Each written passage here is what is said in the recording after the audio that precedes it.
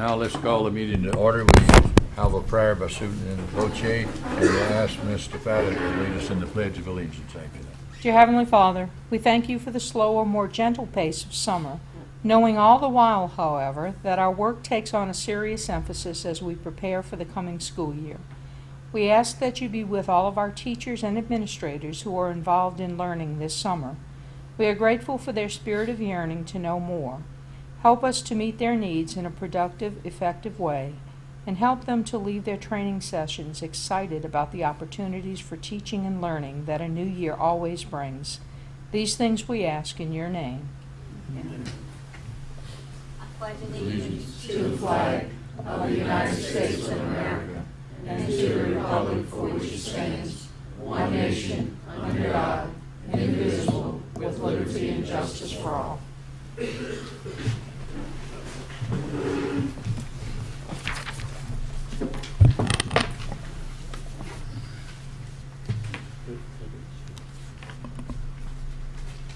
Okay, Ms. Dysart, you're the next agenda item. Oh, roll Do call. roll call. Sorry about that. Mrs. Acevedo? Here. Mr. Campbell? Here. Mrs. TeFatta? Here. Mr. Egan? Here. Mr. England? Here. Mrs. Dysart? Here. Dr. Kraft? Here. Dr. Lewis? Here. Mr. Long is not with us. Mr. Nikosha? Here. And Mr. Warner. Here. Okay. So, Ms. Dysart, you're Okay. on with the item 4. Thank you, Dr. Kraft. At first education item is the update on cultural arts activities for the 2013-2014 school year. Good evening, Mr. Cassar. Good evening, Ms. Dysart and all board members and Ms. Voce.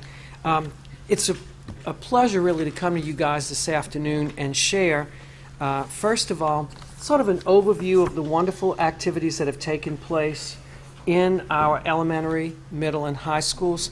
This is just a touch of the activities that have occurred that either bring art to life, dance to life, theater to life, music to life, and in some cases, one of the very unusual activities that occurred this spring was called Ag Magic, where our elementary children from 3rd, 4th, and 5th grade went to Dockville in conjunction with the Louisiana Cooperative Extension Service people, and our students got to experience the cultural experience of farm life and growing crops. And I think all of our kids had a really wonderful time with that.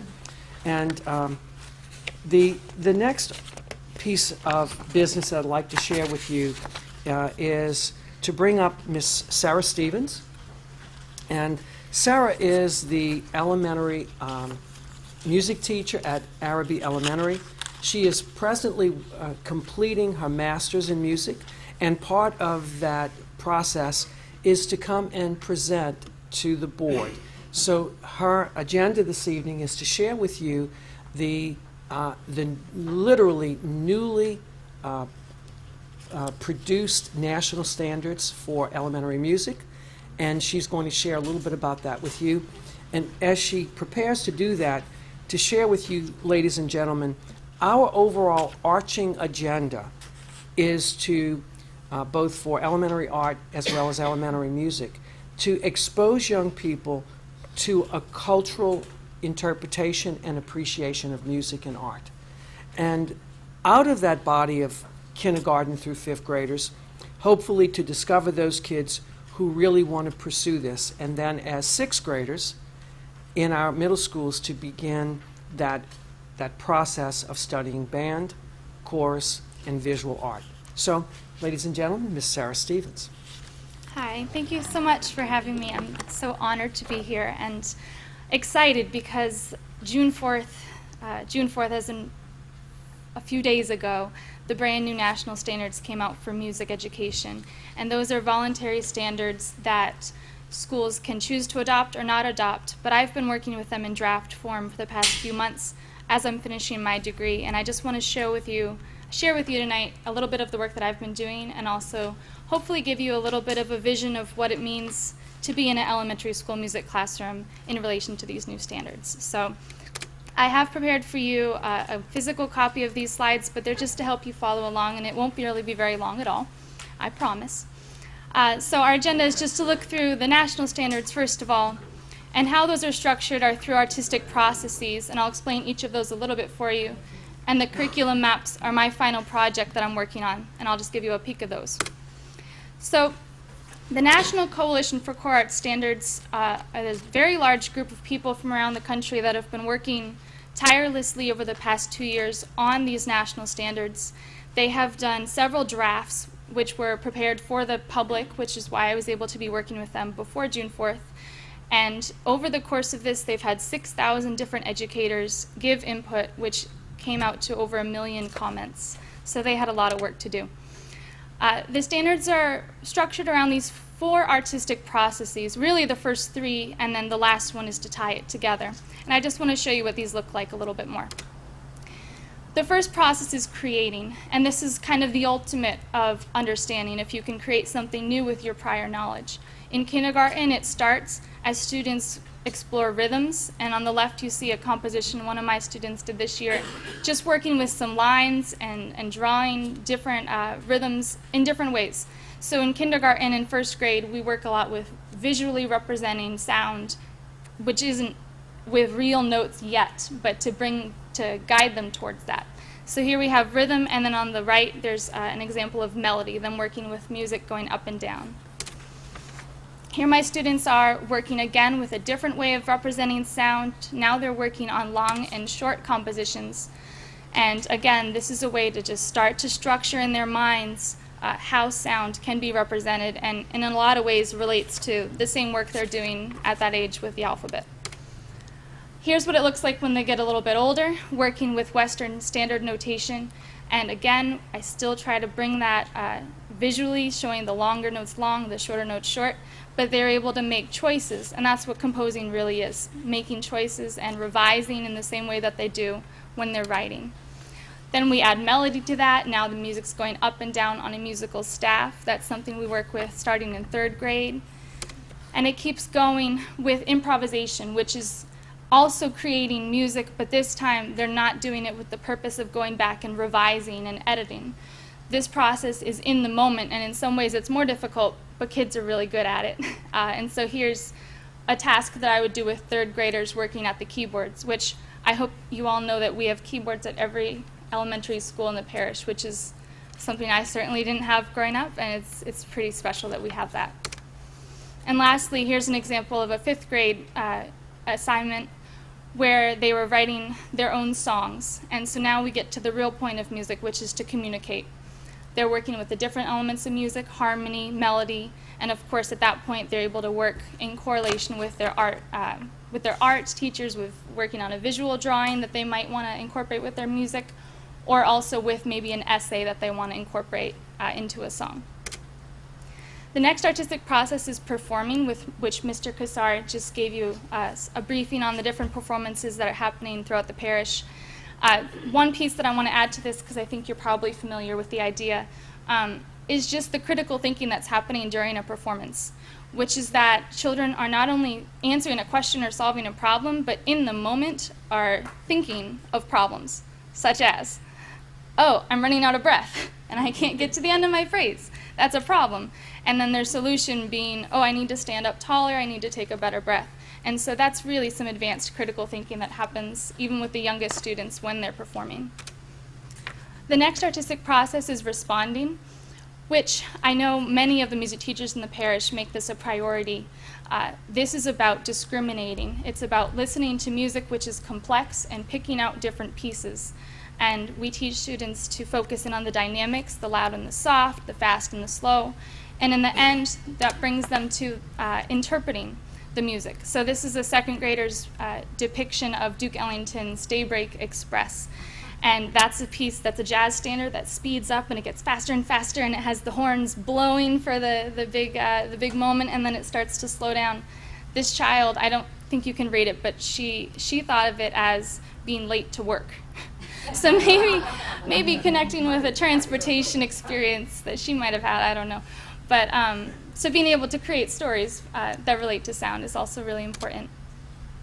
And one more part of responding is forming opinions, and opinions that are supported with knowledge. And so here's a 4th grader working on a genre study project where she's listening to different styles of music and comparing and contrasting them using her musical vocabulary. So that's a bit about responding. The last one is connecting, which is really kind of a special one because, as we know, music is a part of culture and you can't separate the two. Connecting is about bringing students' experiences from home and their experiences with music and their preferences for music and bringing that to the classroom where they can learn to talk about it in a respectful way with each other and to share. Lastly, I want to show you, this is just one page of the work that I've been doing. On the left, all of these standards I've been talking about, we have the anchor standards in black. Below that are specifically the music standards for that level.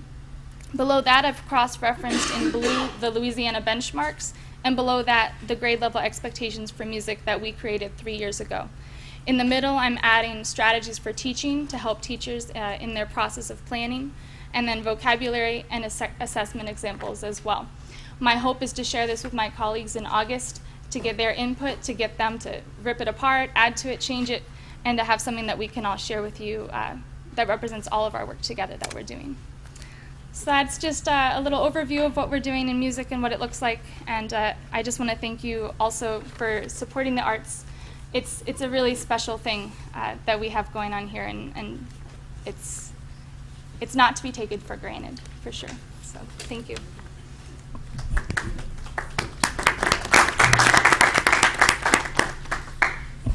To add to this, ladies and gentlemen, just to sing a bit of Sarah's accolades, she mentioned the keyboards that we have in our elementary schools. It was Sarah's searching, looking for what was out there across the world, actually, in placing young people in some sort of curricular experience where they could play keyboards and begin to understand music theory. And Sarah's the person who actually found the Music in the Brain people that are in New York, and we're pretty excited that St. Bernard is a piece of New Orleans, Manhattan, and a few other cities in America and in Europe are participating in this project. We really believe that this particular implementation is going to have such long-range effects on our students being able to read music, that they understand the complexity of those symbols. They work with them very early on, begin to appreciate those symbols, and most importantly, just think about this. A child is reading an upper and lower staff of music, reading that, thinking that, and playing two different things with two different hands. There is no higher function mentally ever a human being does other than when he plays the organ and is moving their feet at the same time. So we're really excited about where that's going, and we thank you, Sarah, for all your great work. Thank you. Thanks for having me. Any questions? Thank you, Mr. Kasor. Thank you, Ms. Stevens. It's so great to see a young, energetic teacher who just loves the curriculum that she teaches. Very good, and thank you. Your presentation was great, and I've heard a lot of good things about you at Araby Elementary. Thank you. And I wanted to add to my contact information is on the front. If you're ever looking for a getaway and you want to come hang out in an elementary school music classroom, you're very welcome to. Oh, And thank you. As you can tell, like talking about it. So. And one last thing before we go. In your packet, ladies and gentlemen, is the flyer for Anything Goes. We're really excited about this project. We have some elementary, a lot of middle, and a lot of high school students who are working on this project. As I left this evening, we're in the process of building a 55-foot ocean liner on the stage that's 2 stories tall. It's quite a piece of scenery, and it is going to be a magical show, ladies and gentlemen. So we'd love to have you all there. Thank you all so much. Thanks. Thank you. Are there any questions or comments? Okay, thank you again, Mr. Kasor and Ms. Stevens. Okay, next item on the agenda is update on summer professional development opportunities. Good evening, Ms. Larson. Good evening. I thank you for the opportunity to come and share with you some of the goings-on throughout the district during the summer.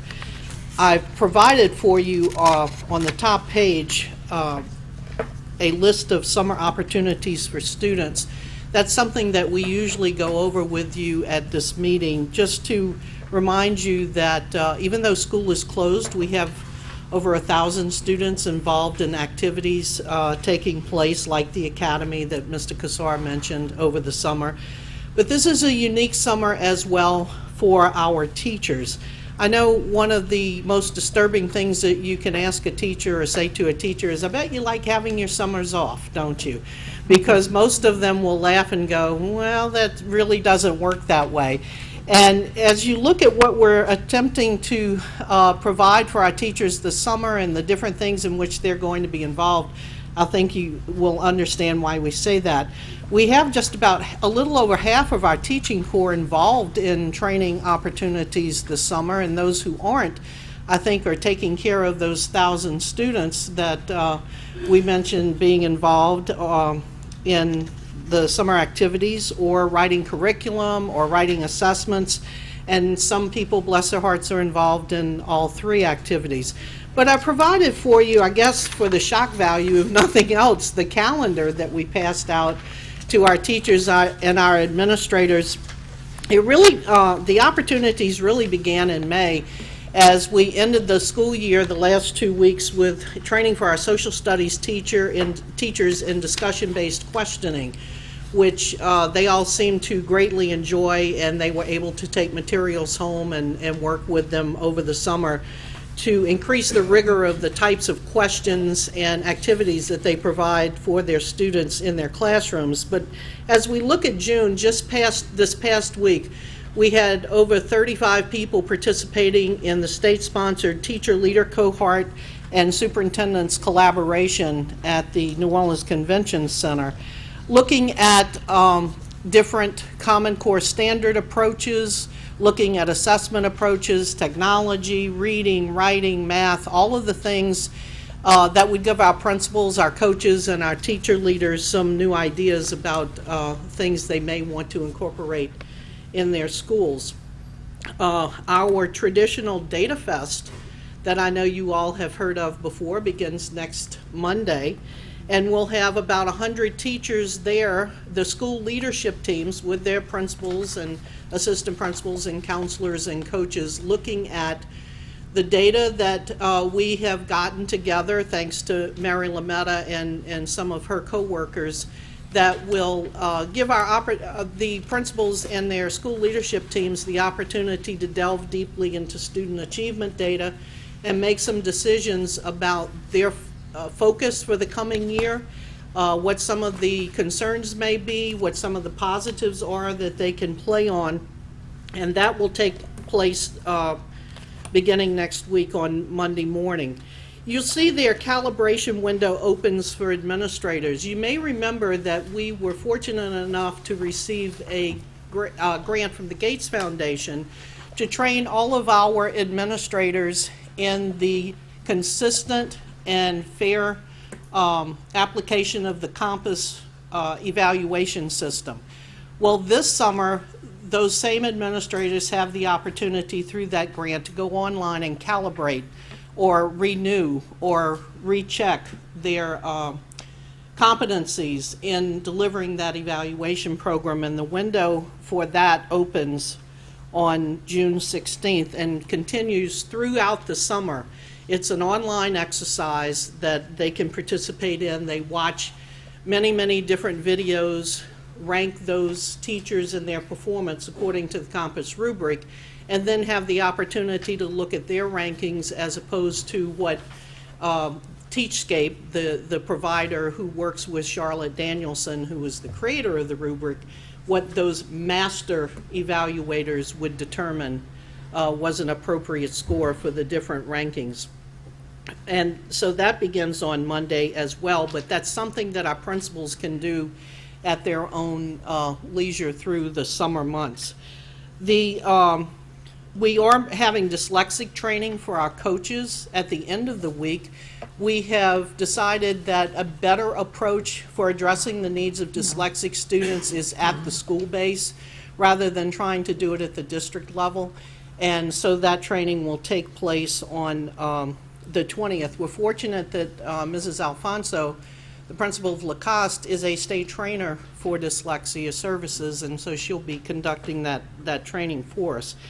At the end of the month, we have 3 of our principals attending a conference in Dallas put on by the Association of Curriculum Development through our Circle grant. It will help them get some ideas regarding literacy and literacy updates with regard to best practices. Then July gets a little crazy. If you look at what's happening there, you're going to see 2 primary things popping up over and over again. One is Core Knowledge and one is Eureka Math. These are 2 new programs that will be in our elementary school next year. They're recommended by the state as Tier 1 or the best possible curriculum packages to use with regard to alignment to Common Core standards. And since it looks like the PARCC assessments may be coming our way next spring, and certainly Common Core is here to stay, we want to make sure that the materials that we're using in the classroom seem to be properly aligned to those standards. And those are the 2 curriculum packages that are being offered by the state as the most aligned with the standards. So we were fortunate enough to receive, through a competitive process, a math science partnership grant to get our 3rd, 4th, and 5th grade teachers ready for Eureka Math. And that begins on the 7th of July and goes for 2 weeks.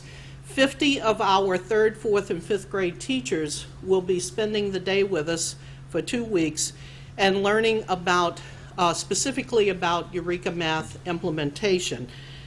We were, as I said, fortunate enough to get about $165,000 to not only provide the training for our teachers through some expert trainers coming in, but we'll also be able to provide our teachers a stipend for their participation in that.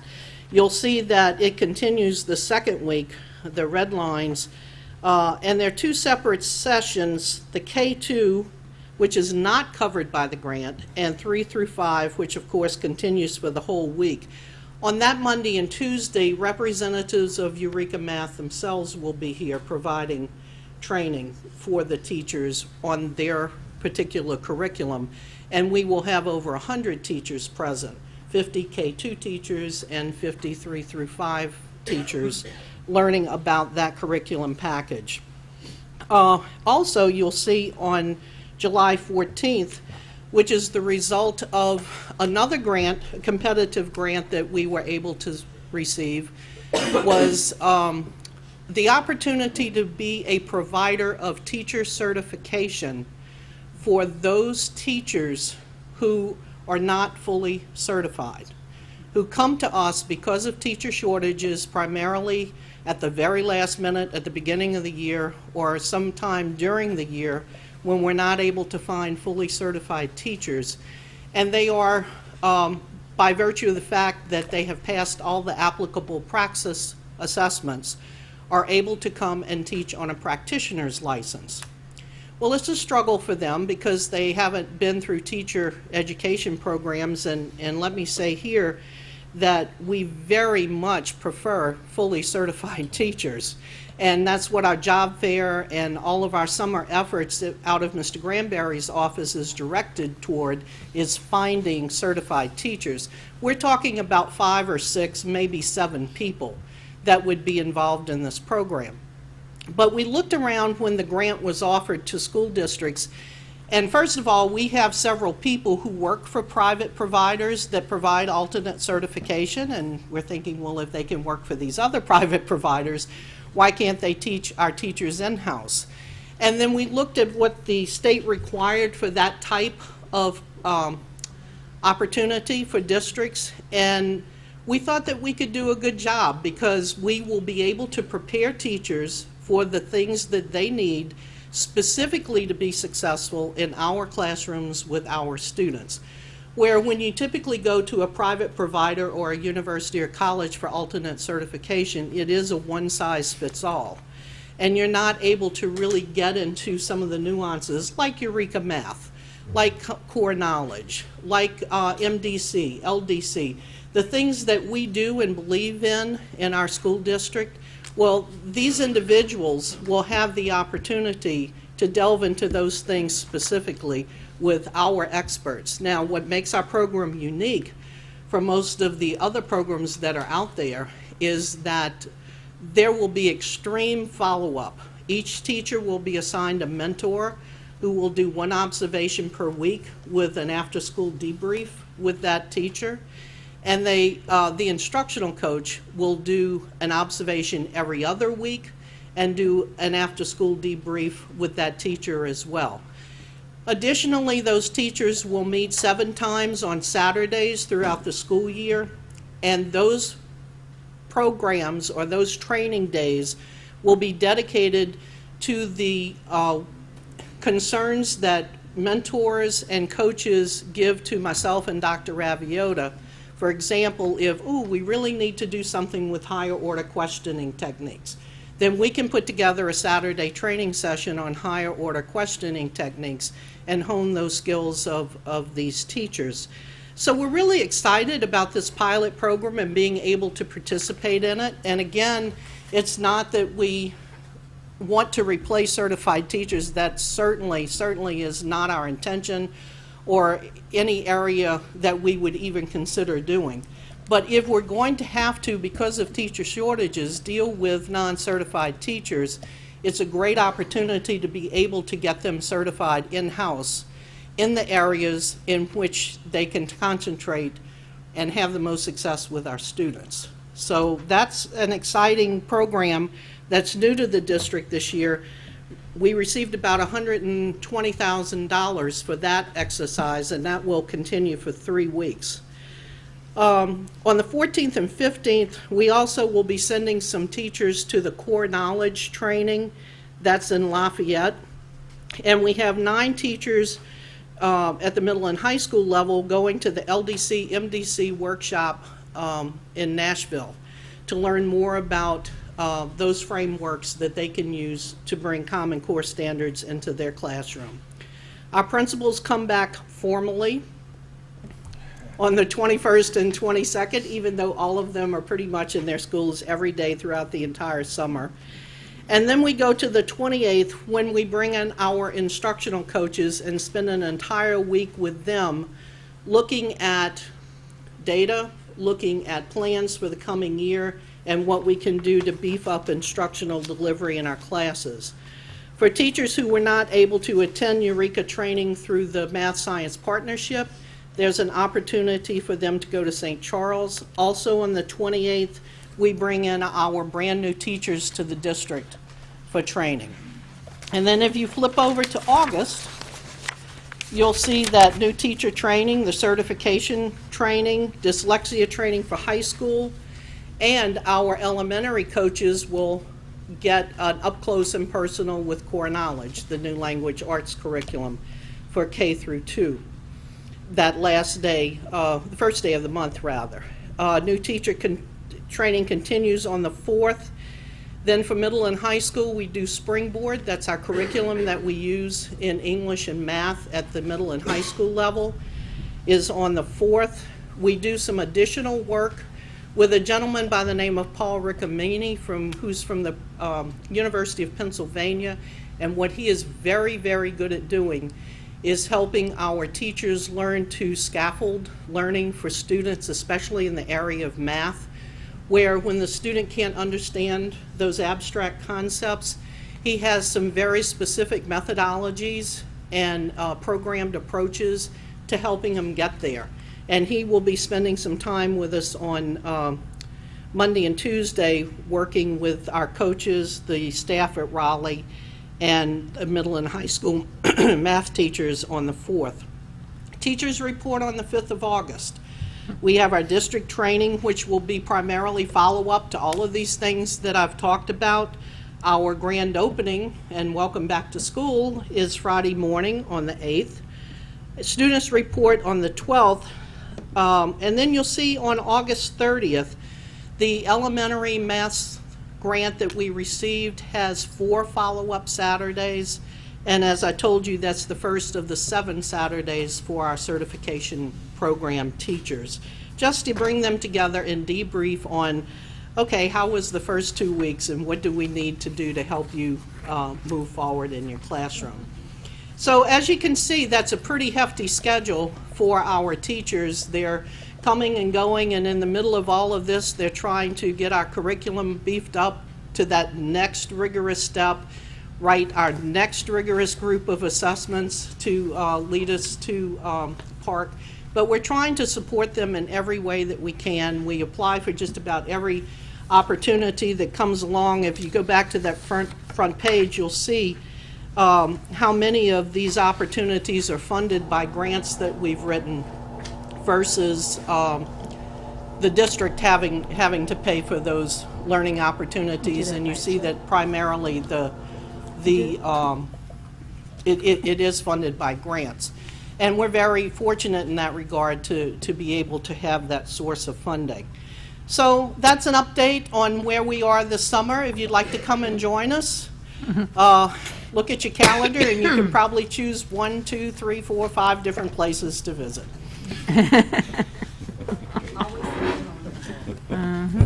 Thank you, Ms. Larson, for that comprehensive report. We appreciate it. And it's great to see that we've actually received so many grants, and that doesn't come easily. So kudos go out to you and to Ms. Voce and all the other administrators who helped write these grants. We do appreciate that additional effort and getting additional funds for curriculum and professional development. So great job on that. Thank you. We appreciate it. Okay, anyone else? Any questions? Okay. Thank you very much. Thank you. Okay, next item is an executive item. Thank you, Mr. Counselor.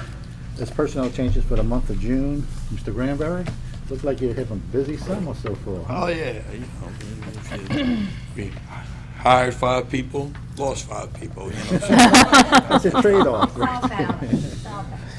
Yeah, but if it stays balancing like that, we're in bad shape. We need to hire more than we lose. So.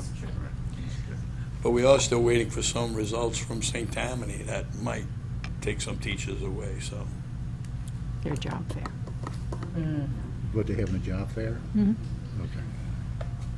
They had it, they're following up with their interviews right now and making phone calls and so on and so forth.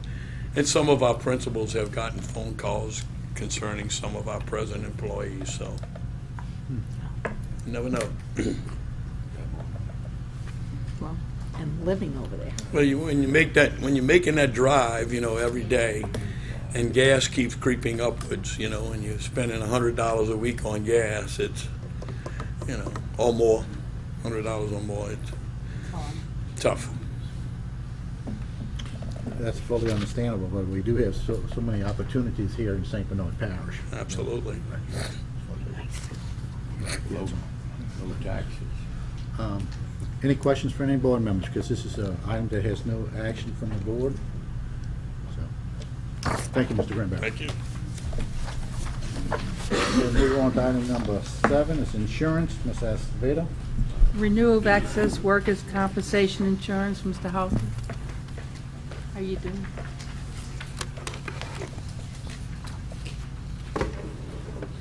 Good evening. We do have a recommendation on the renewal of workman's comp. If you would look at the quote sheet that you should have been provided with, we actually got 6 quotes from 3 different insurers. The premium ranges from $56,000 down to $35,000.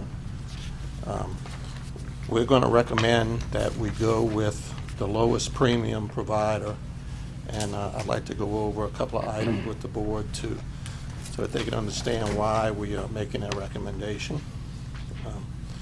If you look at the very first line, it says self-insured retention.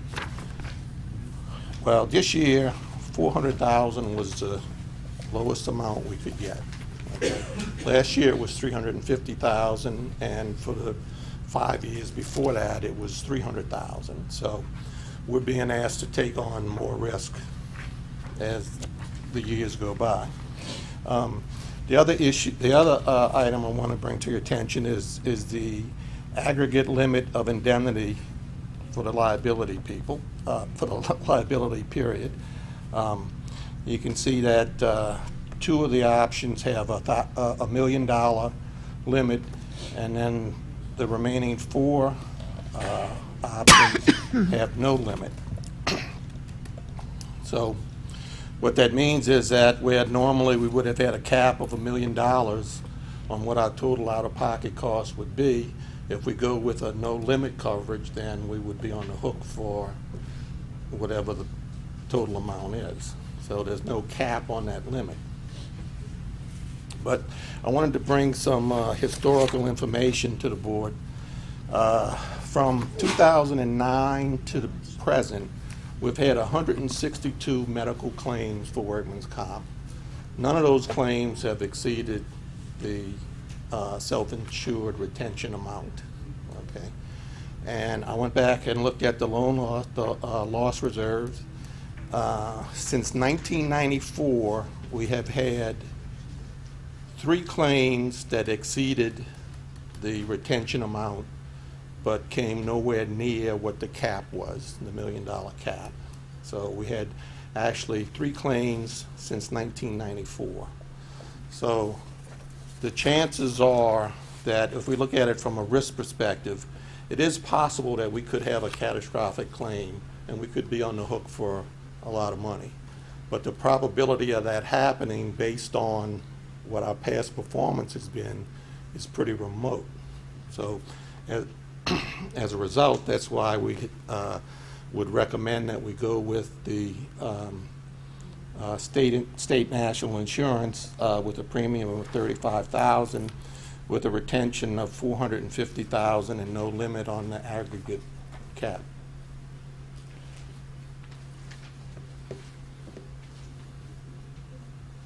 Any questions or comments? Mr. Lewis, Dr. Lewis? I'll make the motion. Okay, second? Second. Second by Mr. DeFada. You vote the machine?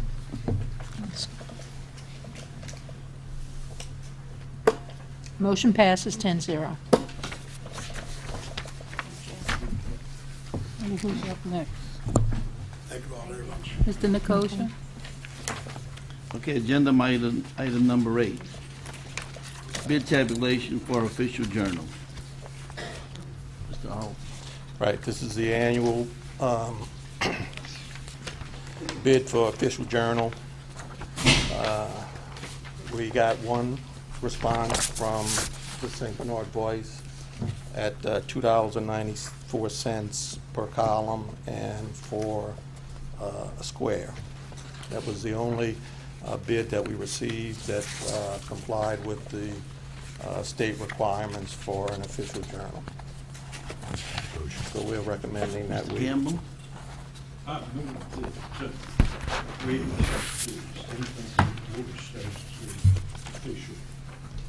Can I have a second? Ms. Acevedo?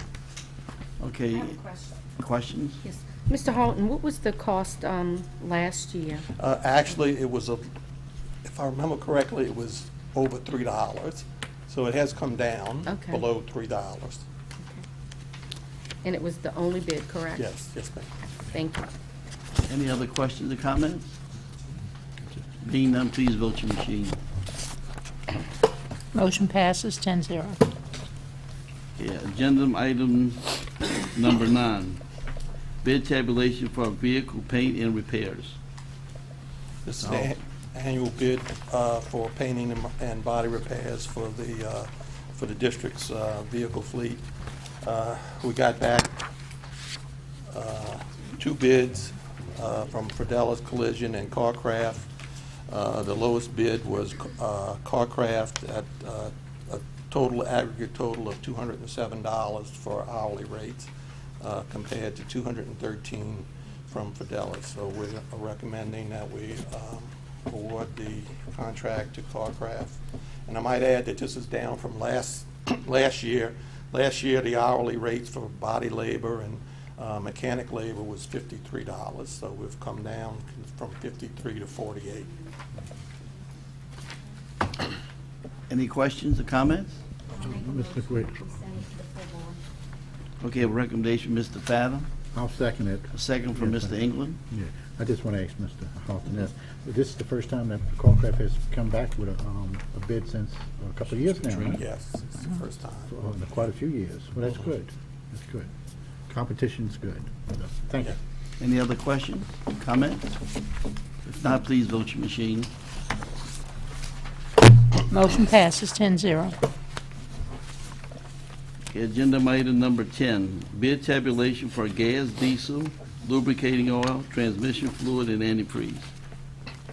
This is an annual requirements bid for gas, diesel, and various fluids for our vehicle fleet. For gasoline and diesel, we only had one bid, and that was from Fleet Corps, and we have been with them for the past couple of years. The total price per gallon for unleaded gas is $3.14, and the price per gallon of diesel fuel is $3.34.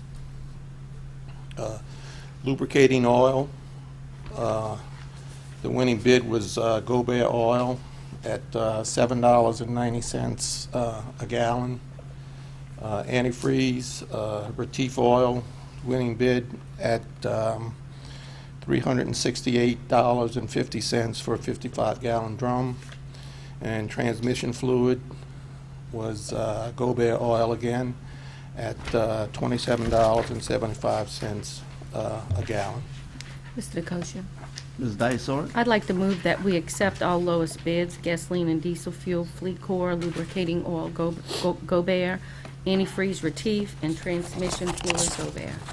Okay, have a recommendation from Mrs. Dysart and a second from Mr. Warner. Any questions or comments? If not, please vote your machine. Motion passes 10-0. Agenda item 11, presentation of results of requests for proposals for substitute management services. Mr. Fernandez. Thank you. In your package, you have the results. As you recall, previously the board had authorized us to solicit proposals for a substitute management system that we would implement to take some of the work off of our secretaries and our school administrators. We did that. We solicited proposals, went to 3 of the top companies in this field that offer this service, and you'll see a tabulation of the results of our discussions with them in your packets. There are 3 services: SmartFind Express, CRS SubFinder, and ASOP, which are 3 of the top firms offering this type of service. We talked with them, we discussed their services and looked at their rates. The way their rates are structured is on a per employee basis, determined by whether the employee requires a substitute to be called or does not, and it's a kind of a monthly rate per employee. And you see the results there. We're basing it on a total of 900 total employees in our system. And as a result of that, we are recommending that we go with SmartFind Express, which is the one in the first column. As you said, all of these firms are tops in their field. They offer very similar services. And SubFind Express has lower rates than the others, so they're coming out ahead on the price. We did look at their experience in the state, and you'll see at the bottom it'll show references in the state of Louisiana. CRS SubFinder really doesn't have any districts in the state, but ASOP and SmartFind Express have a lot of experience in Louisiana with some large, small, and medium-sized districts which are listed there. We called the references, and we got glowing recommendations from everyone we talked to. So we would like to recommend SmartFind Express at this time. Okay, do I have a recommendation? Recommendation, Dr. Lewis, second from Mrs. Dysart. Mrs. Dysart? I just have, I know we discussed this item previously. Yes, ma'am. But the Smart Fine Express, the employees would communicate with this service directly, correct? Yes, ma'am. What happens is we provide them with the list, our substitute list. The employees, when they're going to be absent, they would log on. There's several ways they can log into the system. They can call, they can log on through the computer, through the website. They'll have identifying numbers specific to them. They will, either the employee can log in or we can log in on their behalf and put the dates and times that they're going to be absent. And then the system knows to go out and solicit substitutes for them. They'll all have, like I said, all the employees, we're going to do training with them, teach them how to get on the system, log in, enter this information. The good thing about this system is not only will it contact, it relieves the secretaries at the school site of having to call in subs every morning, but it allows the employees to log on ahead of time and let them know when they won't be, and if they know they're going out for professional development or something like that.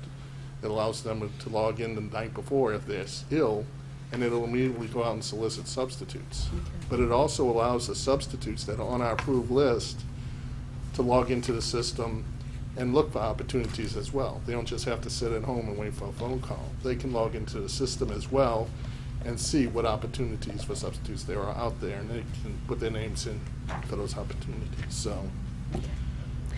Thank you, Mr. Fernandez. And the one-time setup and training, the Smart Fine, the company will actually do the Yes, ma'am. on-site training? They will come out here and train our staff initially on that, and we'll also have continuing support going along with that. But that's a one-time cost. Okay. Thank you very much. Any other questions or comments? Mr. Fadden? Thank you, Mr. Kosher. Mr. Fernandez, we have that training fee, and we have the total for the first year. That's what we will pay the first year. What is the yearly rate, or is that going to fluctuate based on our number of employees? The yearly rate is based on number of employees. If you look at the top, the first two lines, the first one is employees that would require a substitute. That would be like our teachers, bus drivers, cafeteria personnel, people that when they're absent we will call a substitute for them. The second line is people that when absent we don't necessarily call a substitute for, like school administrators, certain types of aides, certain other type of central office people. Okay. So they will charge a rate of, in Smart Fine Express's case, for every employee that requires a substitute, they're going to charge us 75 cents a month per employee, and for no substitute, 30 cents a month per employee. And it will be based on our actual number of employees. So if as time goes on our employees rise, then we'll pay more because we're going to pay for those additional employees. If our employees go down, then we would pay less. So it is based on actual number of employees, yes, ma'am. Okay, and so The from training is a fixed rate, though. Okay, so next year, let's say for next year, since ma'am. our system is set up and our training is done, then the price should be lower. It should be that. Well, we is that won't have to pay 54? the setup and training. We'll just have to Right. train our new employees, and we can do that ourselves. Okay, But we won't pay the setup and training again. We'll pay the regular rates. and are we signing a contract with Smart Fine Express for how long? Well, it'd be up to our option. Okay. The rates are set, Okay. and it would be a continuing contract. When you whenever we wish. when you call the other school board systems that are using Mhm. these individuals now, do they do this as a yearly contract, renewed every year? Do they do it as a 2 or 3 year with options to renew, or how is the? It's usually an annual contract, but you have caveats in there that you can get out if you wish to. Okay. I was just wondering, as comparing to other contracts we enter in with other vendors, exactly how it would work. Well, it's usually an annual contract. We can negotiate longer if we, longer contract if we like, Okay. but usually these things are annual contract, subject to cancellation by either party with notice. Okay. So as long as our number of employees remain the same, then the amount that we pay, that annual rate, all employees would Yes, be ma'am. our rate? Okay, thank you, Mr. Fernandez. Welcome. Any other questions or comments? Being none, please vote your machine. Motion passes 10-0. Dr. Kraft? Okay, thank you, Mr. Nicosia. At this point, item 12, the superintendent's recommendation. Okay, at the regular board meeting, 2 weeks from tonight, we'll have the tabulation of bids for the Davies parking lot rehabilitation. We've had a request from a representative from the Wildlife and Fisheries to conduct a Diamondback Terrapin study on some of the 16th section land that we have. So we've invited him to come to do a little presentation to the board to talk about what that would entail with their people from the Wildlife and Fisheries coming on and off the property, doing some of the trapping, and then the study that will ensue, so that you'll have an idea before we would agree to allowing them to come on to the property to do so. We are also advertising for the Shelmet High School Assistant Principal. Ms. Charlotte Main is going to be retiring in September, and we need to get someone on board at the beginning of the school year for her replacement. And the MoMA Center, we are going to have training for the planetarium and such that's going to be coming in August, and the planning of projects that we're going to put in there. So we have advertised, and we'll be going through the interviews internally for that. And we need to get someone appointed so that they can begin to plan for the eventual opening of the MoMA Center. And that'll take place at those recommendations will take place at the regular board meeting. Okay? Yes, Superintendent Boche, on the MoMA Center Director, will there be a planetarium instructor in addition to this director, or will the director have Right now, we're looking to appoint one person. One person. And we're going to be, that person is going to be responsible for developing the training sessions and the programs that are going in. As we get closer to opening, and as we begin to add the exhibits, then we'll look at additional staff when that's necessary.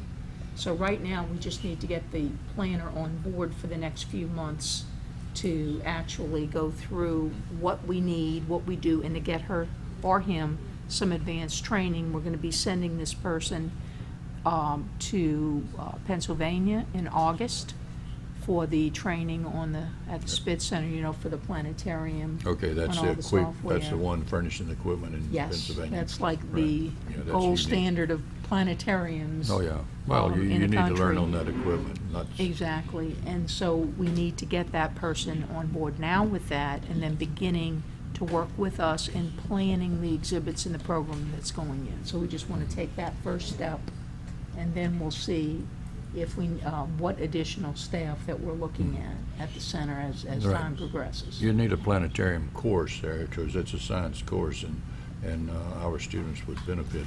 Definitely looking having for that someone the with curriculum. a science background and who has written curriculum material and developed it, and who's really knowledgeable with the next generation science standards, and who has had those kinds of experiences before. So, Yeah, this would be great for our educational program Mhm. there and for the students. Anyone else? I have a Ms. question. Dawson? Ms. Voce, both of these positions have been advertised? Mhm. And how many applicants have applied for each? well, we have 8 applicants right now for the MoMA Center. The period is not closed yet for the assistant principal, so I'm not sure on that yet, because there's still time for people to apply. Okay. But we'll have that complete and interviews done and the recommendation ready in 2 weeks. And interviews will be held prior to the Mhm. regular monthly meeting, right? Yes, ma'am. Okay, thank you. Mr. Fano? Yes, Dr. Kraft. Ms. Voce, if we can, since we will be getting the recommendation on the appointment of the director of the MoMA Center, maybe we could also have an update on the progression of the work. Are we Okay. gonna finish on time in December? You know, I know the weather's been a little, yeah, I Mhm. know. That's why I was wondering. Okay. So if we could just get an update on where that is, and if that's gonna entail Mr. Carey coming in, maybe he can just let us know how the Chalmette renovations are going also, since he'll be here. Okay, Thank you. certainly will. Anyone else? Okay, that's, covers the superintendent's recommendation. Entertain a motion to adjourn. Mr. Campbell, second by Ms. Acevedo. All in favor, signify by saying aye. Aye. Aye. Please stand adjourned. Have a good night. Thank you.